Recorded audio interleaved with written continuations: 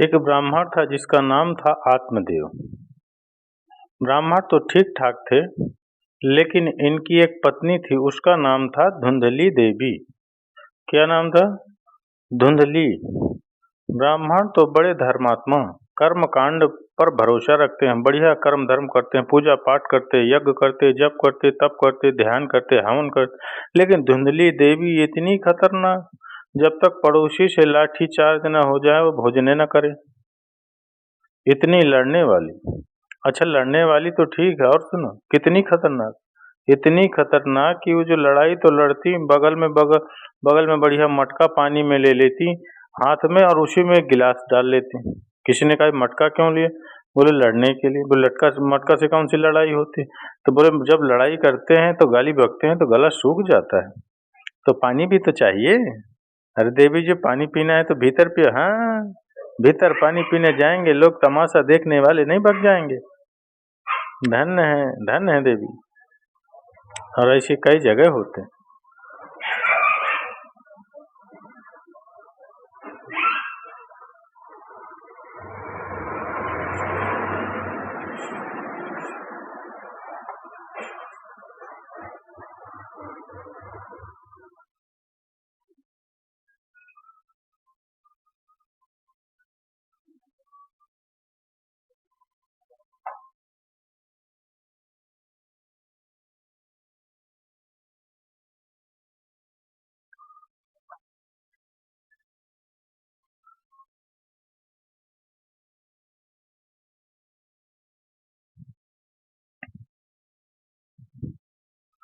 आत्मदेव नामक ब्राह्मण की जो पत्नी थी धुंधली देवी, वो भी बड़ी विचित्र। ब्राह्मण तो बड़े सीधे, इनके घर पर ये विचित्र स्थिति ये थी कि कोई भी संतान नहीं थी। और ये इतने कर्म के विचित्र रहते कि पेड़ लगाते थे, पेड़ फल नहीं देते थे, गाय लाते थे तो गाय बच्चे नहीं देती थी। एक दिन ब्राह्मण ने विचार किया, इस संसार में हमारा कोई नहीं, जीने का कोई मतलब भी नहीं, क्योंकि लोग हंसते भी हैं, लोग तमाशा भी देखते हैं। मन में चिंता हुई, क्या किया जाए? मरने जाएं। जंगल में मरने के लिए वन में गए। सोई एक महात्मा ने देखा, जंगल में एक पेड़ के नीचे रोते हुए बैठे थे, अपने कर्म पर, अपने भाग्य पर रो रहे थे। हे भगवान, हमने हिंसा कौन सा अपराध किया कि हमारी कोई भी संतान नहीं है? महात्मा ने देखा आंखों से आंसू आ रहे हैं, लगता है कोई भगवान का भक्त है, इस जंगल में भक्त ही बैठा होगा। महात्मा पहुंच गए। अरे पंडित जी, सीताराम। जी महाराज, सीताराम सीताराम सीताराम। महाराज कृपा करो हम पर। पंडित जी, भगवान के लिए रो रहे हो? बड़े धर्मात्मा नजर आ रहे हो। पंडित जी बोले, महाराज भगवान के लिए नहीं रो रहे, अपने भाग्य पे रो रहे। भाग्य पे क्यों रो रहे हो? महाराज, हम अपने भाग्य को कोस रहे हैं कि न जाने ऐसा कौन सा अपराध हमसे बन पड़ा, आज तक एक भी संतान नहीं हुई। महात्मा मन ही मन हंसने लगे। हे भगवान, हम तो सोच रहे थे भगवान का भक्त है, ये तो बेटा का भक्त दिखाई पड़ रहा है। अरे पंडित जी, बेटों के चक्कर में मत पड़ो, जिनके बेटा है वो कौन सा सुखी हैं, वो भी तो रो रहे हैं। ये बेटा किसी के नहीं हुए, संसार में कोई किसी का नहीं। सुर नर मुनि सबकी यह रीति, स्वार्थ लाग करी सब प्रीति। सब चला चली का संसार है, कोई भी अपना नहीं है। तुम इन सब चक्रों में मत पड़ो, जाकर भगवान का भजन करो, भगवान का भजन ही सार है, बाकी सब बेकार है। महाराज आप ठहरे महात्मा, अपना दुख गुरु को नहीं सुनाएंगे तो किसको सुनाएंगे? महात्माओं की बातें तो ठीक होती हैं, पर महाराज जी, हम गृहस्थी आदमी, आप महात्मा आदमी। महात्मा क्या जाने गृहस्थी का सुख। जब पापा पापा कहता हुआ बेटा गोद में आता है तो कान में रसगुल्ला सा घुल जाता है। यह आनंद आप क्या जाने। महात्मा समझ गए कि ये बड़ा वाला बेटे का भक्त है।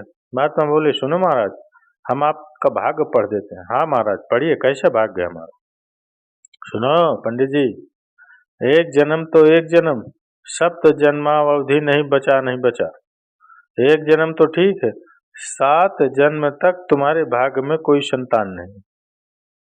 हाँ, सोई महात्मा की बात सुनकर के ब्राह्मण देवता हकबका गए, पसीना मार गया शरीर में। और सिर पर पकड़कर फड़ाक से महात्मा के चरणों में खपड़ी को पटक दिए। हे भैया क्या कर रहे हो, भैया भैया, पंडित जी कह रहे हैं क्या कर रहे हो? महाराज ब्रह्म हत्या भोगने को तैयार हो जाओ। महात्मा बोले क्यों? पहले तो हमारा दुख एक ही गुना था कि कोई संतान नहीं। आपने जब से ये कहा कि 7 जन्म तक कोई संतान नहीं है, तब तो हमारा दुख 7 गुना बढ़ गया। महाराज हमने सुना है संतों की वाणी पर भगवान को विचार करना पड़ता है। या तो आप हमें आशीर्वाद दे दो कि बेटा होगा, या फिर हमारी हत्या भोगने को तैयार हो जाओ। महात्मा मन ही मन बोले, हे भगवान, कहाँ से फंस गए? अच्छे खासे जा रहे थे, ये बाबा जी के ब्राह्मण के चक्कर में फंस गए, अब तो भगवान ही बचावे। लेकिन देखो संतों की वाणी सत्य तो होती है। महात्मा ने एक फल निकाला, लो ब्राह्मण देवता, अपनी पत्नी को खिला देना, भगवान ने चाहा तो तुम्हारे घर पर भी खुशखबरी आएगी। हाथ में फल लिया, महाराज कोई नियम, बस भजन करना, ब्रह्मचर्य का पालन करना, जय जय हो जाएगी। ब्राह्मण देवता फल लेकर के आए, लाकर के फल,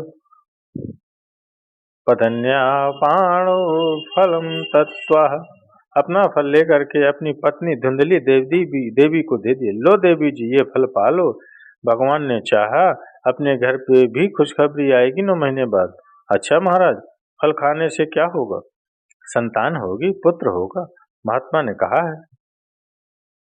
देखो महाराज एक बात बोले,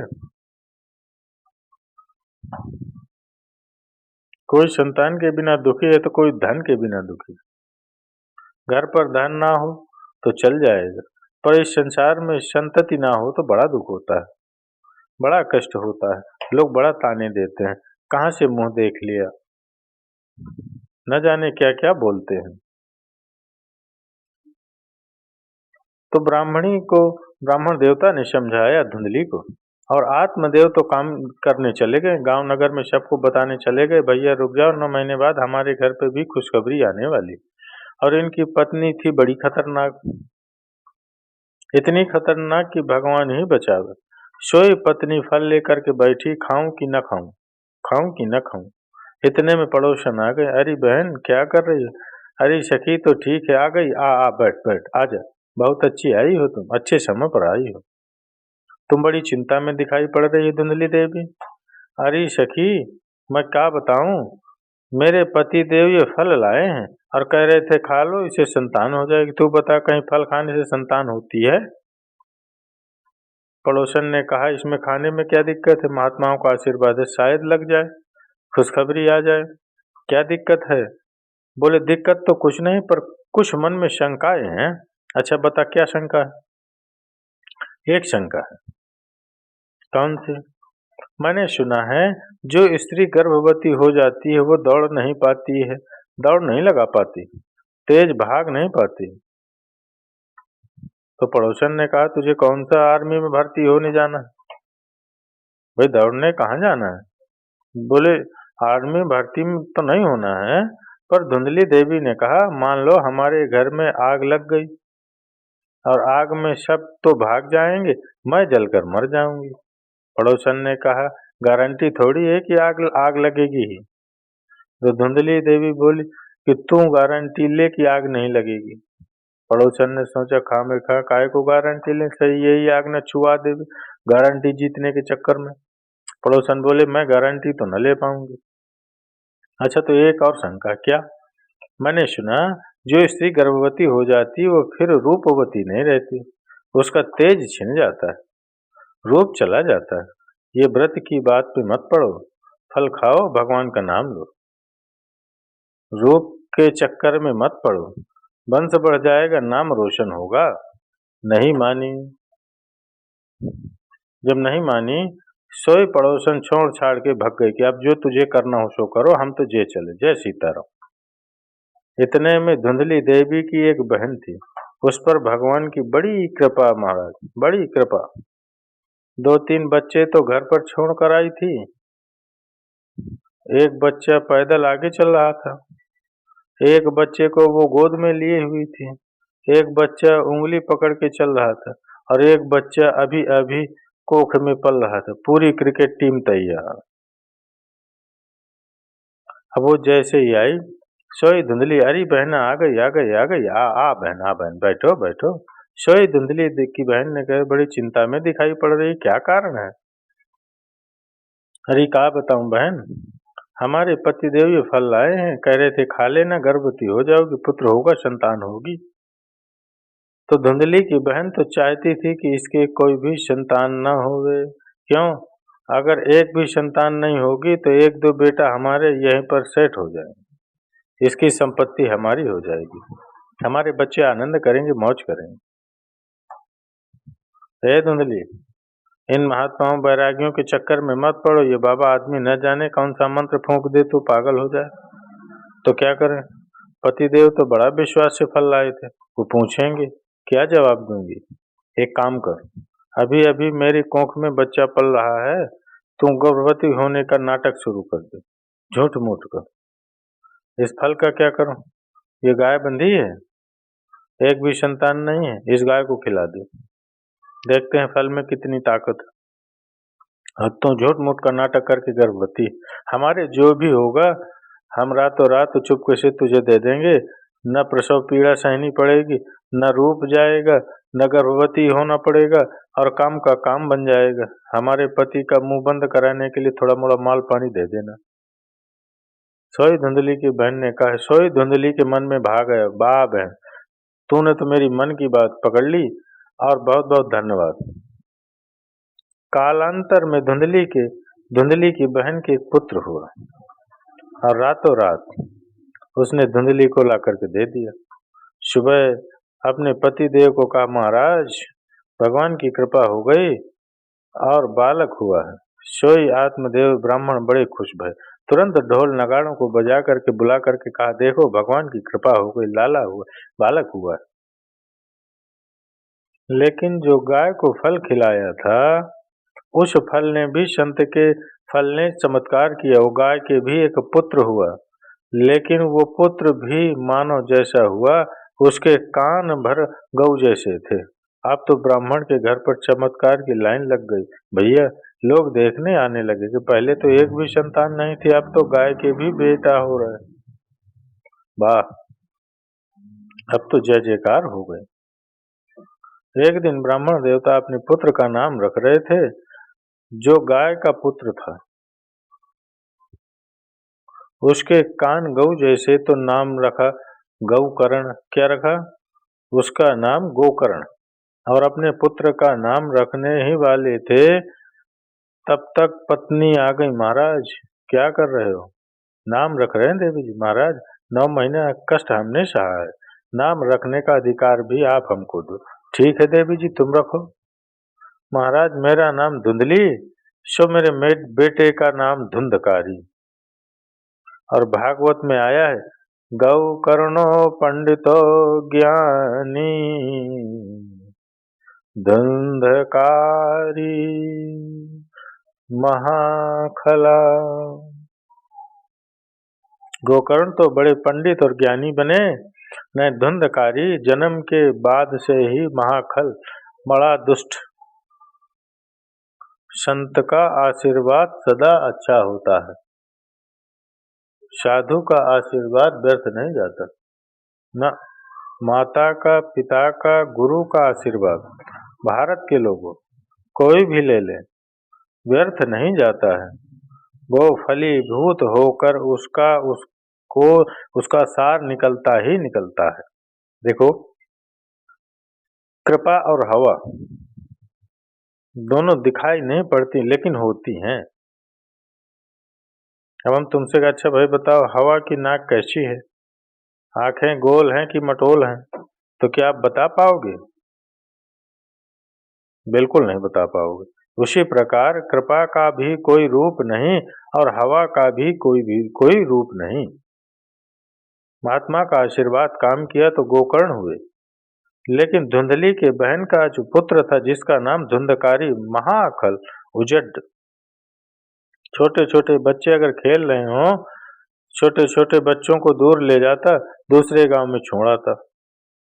नन्हे नन्हे बालक अगर पलना में सो रहे हो तो इतना खतरनाक हुआ कि छोटे छोटे सोते हुए बच्चों के पास जाता, चांटी लेता और 4-5 चांटा मारता और भाग जाता।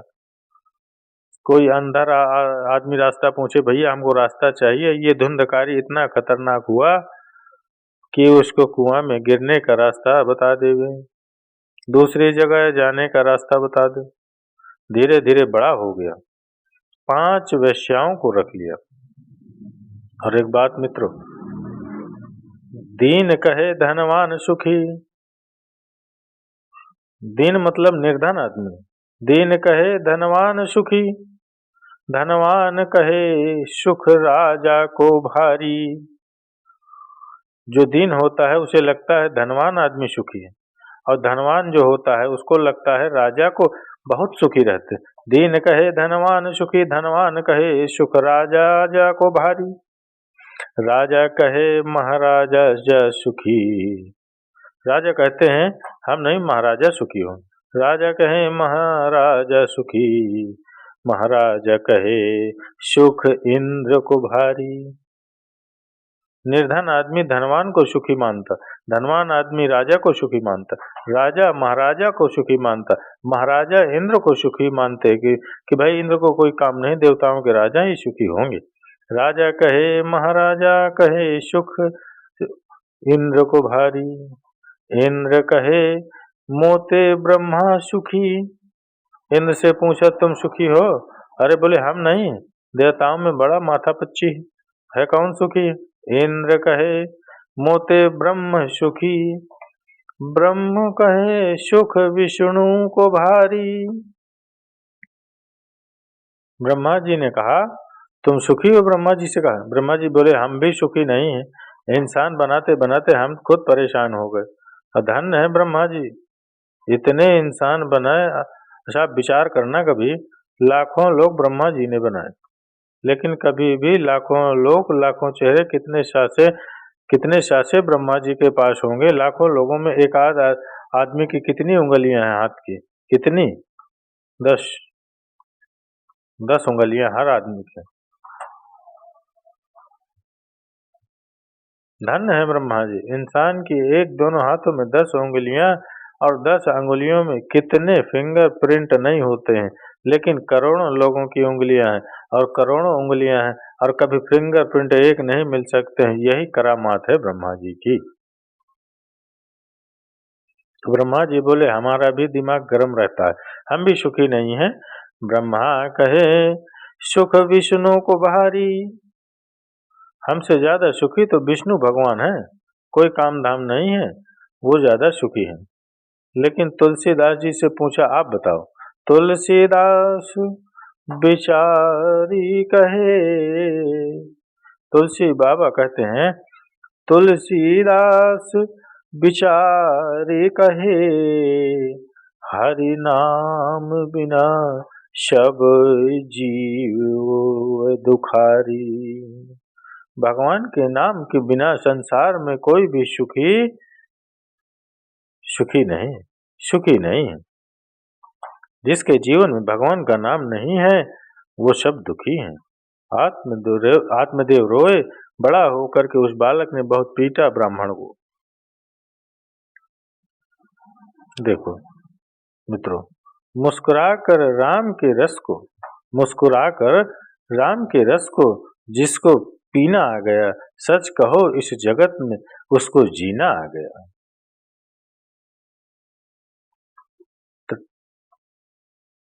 तो ठाकुर जी के रूप का ध्यान करने के लिए गोकर्ण ने अपने पिताजी को समझाया कि जाइए पिताजी, भगवान का नाम लीजिए, यहाँ कोई किसी का नहीं। सोई आत्मदेव ब्राह्मण राम वन में गए, वन में भगवान राम का जप किया। एक दिन माता जी भी, धुंधली देवी भी मर गईं और गोकर्ण जी ने पिंडदान किया और 5 वेश्याओं को ला करके रख लिया धुंधकारी ने। उन वेश्याओं ने एक दिन धुंधकारी का वध कर दिया, मार दिया। आतताई मर ही जाता है। अंतोगत्वा गोकर्ण जी ने अपने भाई को माता पिता की तृप्ति के लिए पिंड दान किया, लेकिन एक दिन प्रेत बनकर के धुंधकारी सताने लगा। पूछा, कौन हो? भैया, हम तुम्हारे बड़े भाई धुंधकारी। कहीं तुम प्रेत कैसे बन गए? हमने आपका पिंड दान भी तो किया है। धुंधकारी बोला, महाराज, हम कोई साधारण पापी नहीं, नंबर 1 के पापी हैं, और पिंड दान से हमारा कल्याण होने वाला नहीं है। कोई और उपाय बताओ। तो दूसरे दिन सूर्य भगवान से प्रार्थना करी, महाराज, हमारा भाई प्रेत है, कोई उपाय बताओ जिससे मुक्ति हो जाए। सोई सूर्य भगवान बोले, केवल एक उपाय है, भागवत की कथा। अगर कोई श्रीमद् भागवत की कथा सुन ले तो वो प्रेत बाधा से भी मुक्त हो जाता है। दूसरी बात, भागवत कितनी अद्भुत है। जिंदा आदमी को तो मोक्ष देती ही देती है। कोई अगर मर भी जाए, नंबर 1 का पापी हो, मरने के बाद भी अगर उसके नाम से भागवत की कथा करवा दी जाए तो धन्य है भागवत की कथा, सोई उस महापापी प्रेत का भी कल्याण हो जाता है। और 7 दिन तक गोकर्ण जी ने कथा सुनाई, और 7वें दिन जब बांस की 7 गांठें फट गईं, सोई दिव्य रूप लेकर के धुंधकारी प्रकट हुआ और हाथ जोड़ करके धुंधकारी भागवत की महिमा गाते हुए कहने लगे, धन्यम भागवतन वार्ता प्रेत पीड़ा विनाशिनी, सप्ताहो पिता तत्कथा धन्य, कृष्णे लोको फल प्रदान। धन्य है भगवान की कथा जो मुझ जैसे महापापी का तरण तारण कर दिया। भागवत की कथा इतनी सिद्ध है कि कोई महापापी भी 7 दिन तक बैठकर भगवान की कथा सुन ले, सोई उसका कल्याण हो जाता है। मित्रों, अगर ये कथा आप सभी शिव भक्तों को अच्छी लगी हो, धुंधकारी और गोकर्ण की, आत्मदेव की, तो इस कथा के लिए एक लाइक और कमेंट्स में जय भागवत पुराण की जय जय श्री सीताराम, हर हर महादेव अवश्य।